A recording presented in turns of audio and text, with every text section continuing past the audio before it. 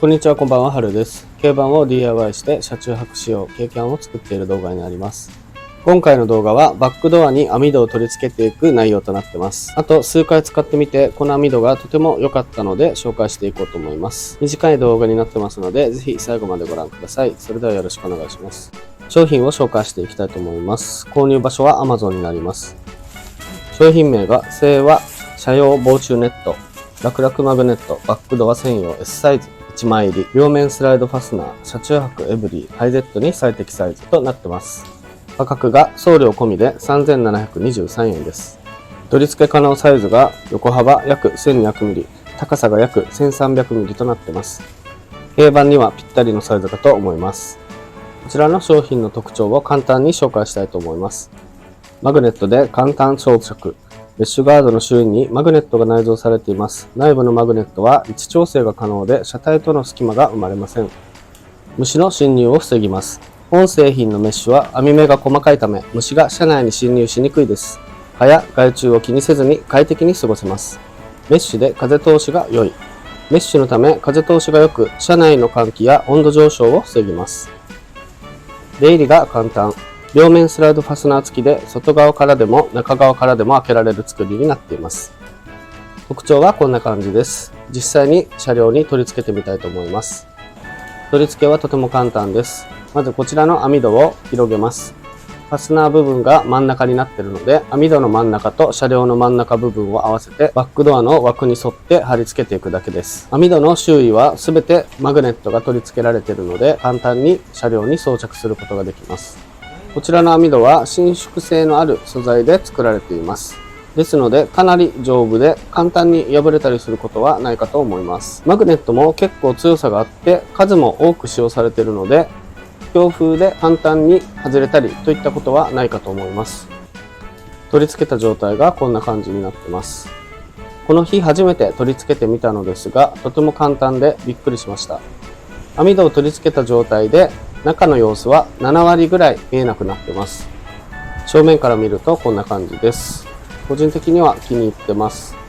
車内は電気をつけると見える状態です。消した状態ではほとんど見えない状態になります。ファスナーもしっかりしていて出入りも簡単にできます。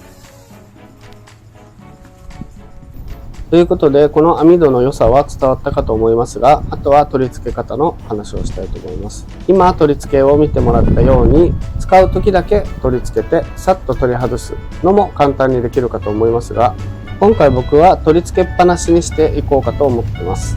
やり方はとても簡単です。バックドアのウェザーストリップを外します。ウェザーストリップとはバックドアの縁についているゴムのことです。ウェザーストリップを外して網戸を取り付けて、その上からウェザーストリップでかぶせて押さえていくというやり方です。僕はこの状態で1年ぐらい網戸を使用してますが、外れるといったことや破れるといったこともなく快適に使用できています。後で画像をお見せしますが、使ってない時は両サイドに束ねてマグネットで留めてます。常時取り付けっぱなしでも視界の邪魔にもならないし、使いたい時にさっと取り出せるのでとても便利です。取り付けはこちらの映像を見てもらった方が分かりやすいと思います。ウェザーストリップを外した状態になります。外したところに網戸のマグネットを装着させて、ウェザーストリップで上から押さえつけるといったやり方になります。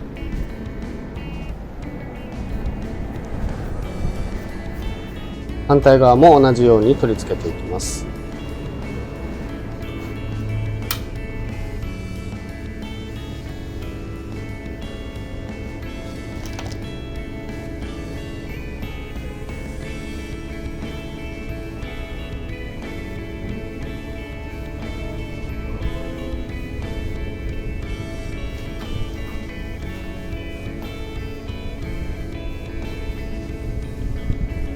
こんな感じで網戸の縁をすべてウェザーストリップで押さえ込むような形で装着しました。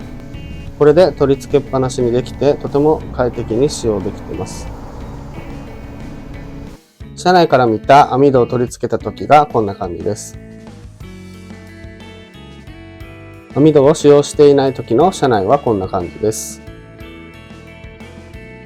網戸を使用してない状態で外から見たらこんな感じです。